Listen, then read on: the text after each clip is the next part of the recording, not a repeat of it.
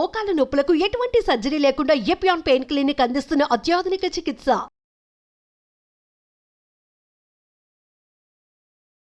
నా పేరు doctor CL Venkatrao.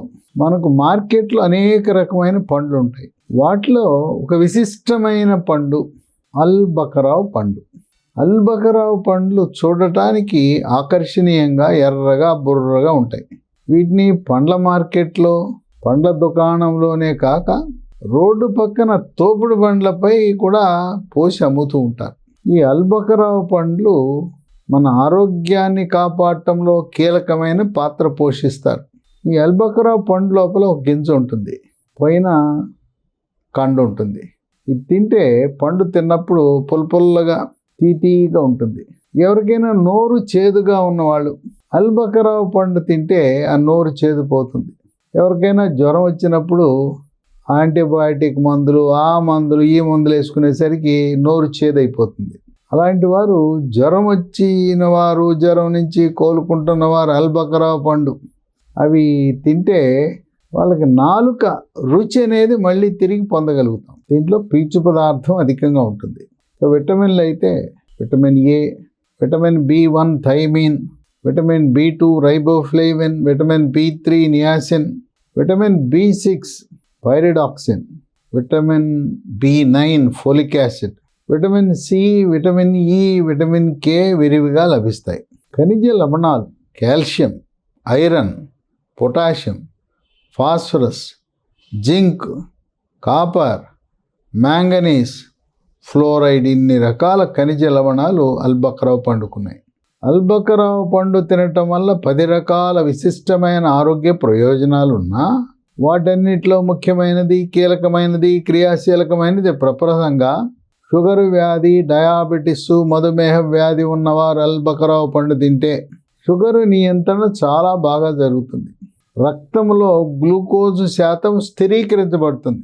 కొంతమందికి ఒక అపోహ ఉంటుంది, షుగర్ ఉంది కదా, పండ్లు తింటే అవి తీయగా ఉంటాయి కదా, పండ్లు తినాలా వద్దా అని భయపడుతూ ఉంటారు. ఏ పండు తినాలన్నా భయపడుతుంటారు. షుగర్ వ్యాధి ఉన్నవారు ఒక 6 రకాల పండ్లను తినకూడదు, మిగతా అన్ని కూడా తినండి. మిగతావి కూడా అన్నీ ఒక రకం తినకుండా 2-3 రకాలు, 4 రకాల ముక్కలు కోసుకుని అన్నీ కలిపి తినటం ఇంకా మంచిది. షుగర్ వ్యాధి ఉన్నవాళ్ళు తినకూడని పండ్లు మామిడి పండు, అరటి పండు, సపోటా పండు, సీతాఫలం, పనస పండు, ఖర్జూర పండు. ఎండు ఖర్జూరాన్ని నీళ్ళలో నానబెట్టి అది ఉదయాన్నే ఆ నీళ్లు, ఆ ఎండు ఖర్జూరం తింటే అంత ఇబ్బంది ఉండదు. పండు ఖర్జూరం మాత్రం తినకూడదు.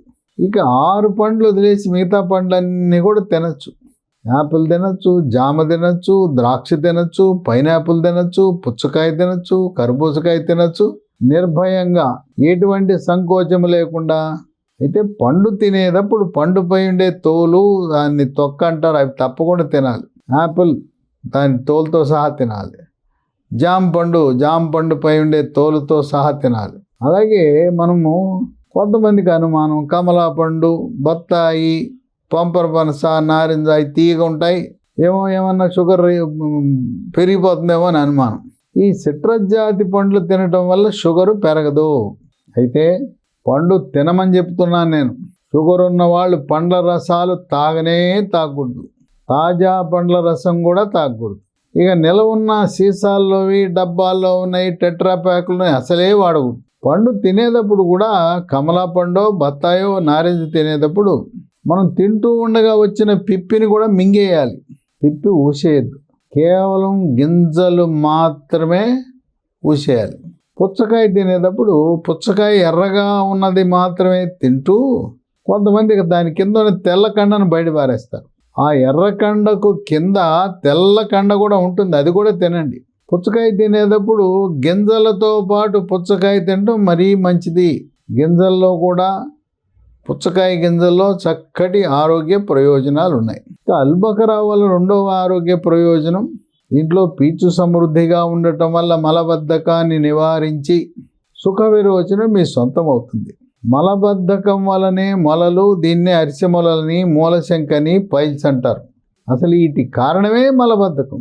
మలబద్ధకం ఉన్నవారు ప్రతి ఒక్కరూ కూడా మెడ ముందు భాగాన సీతాకోక చిలుకాకారం నుండే థైరాయిడ్ గ్రంథి, సరిగా పనిచేస్తుందా లేదా చూసుకోవాలి. ఎలా తెలుసుకోవాలి? రక్తంలో T3, T4, TSH అనే రక్త పరీక్ష చేసినప్పుడు T3, T4 తగ్గినా, TSH పెరిగినా థైరాయిడ్ గ్రంథి లోపమున్నదని గమనించి మనం ఏ డాక్టర్ దగ్గరికి వెళ్ళాలంటే ఎండోక్రైనాలజిస్ట్ అనే సూపర్ స్పెషలిస్ట్ డాక్టర్ని సంప్రదించాలి. ఒకసారి థైరాయిడ్ టాబ్లెట్లు ప్రారంభిస్తే డోసు మారుతుంది.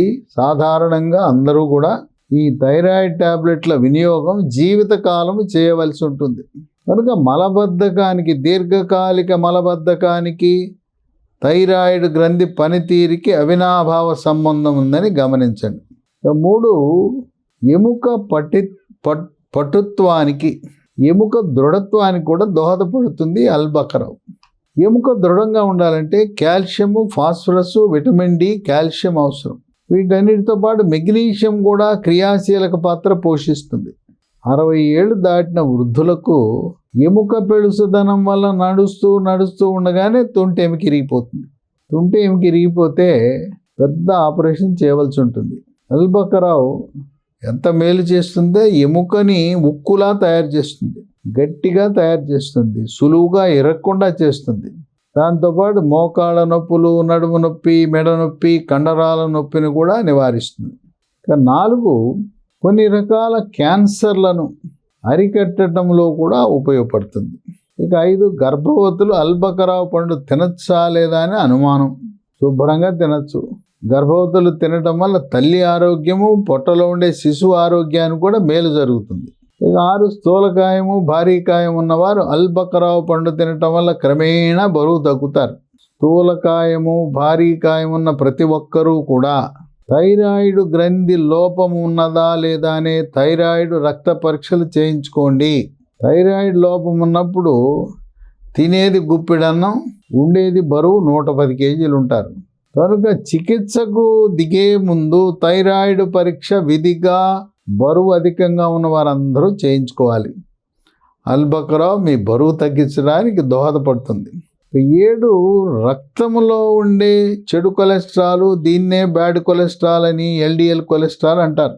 దాని పరిమాణాన్ని తగ్గించి గుండెపోటు, హార్ట్ అటాక్ని రాకుండా కాపాడుతుంది. కోవిడ్ 2వ వేవ్లో ఆక్సిజన్ శాతము తగ్గి హాస్పిటల్లో చేరిన వారికి హార్ట్ అటాక్, గుండెపోటు వచ్చే అవకాశం చాలా ఎక్కువ. గుండెపోటుని ముందుగానే పసిగట్టాలంటే 3 రకాల పరీక్షలు ఉన్నాయి. 1 ECG, 2 గుండెకు స్కానింగ్, దీన్నే 2D ఎకో పరీక్ష అంటారు.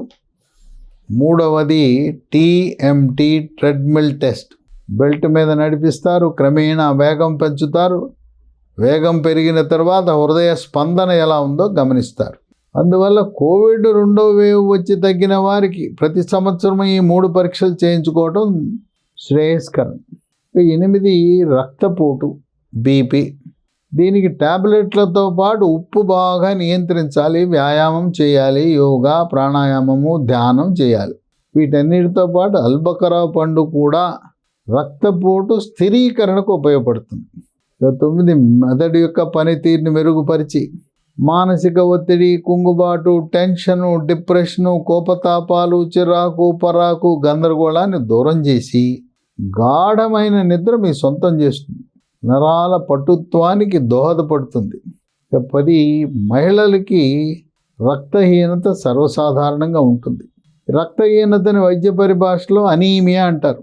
సాధారణంగా రక్త పరీక్ష CBP పరీక్ష చేసినప్పుడు 12 నుంచి 15 గ్రాముల హీమోగ్లోబిన్ ఉండాలి.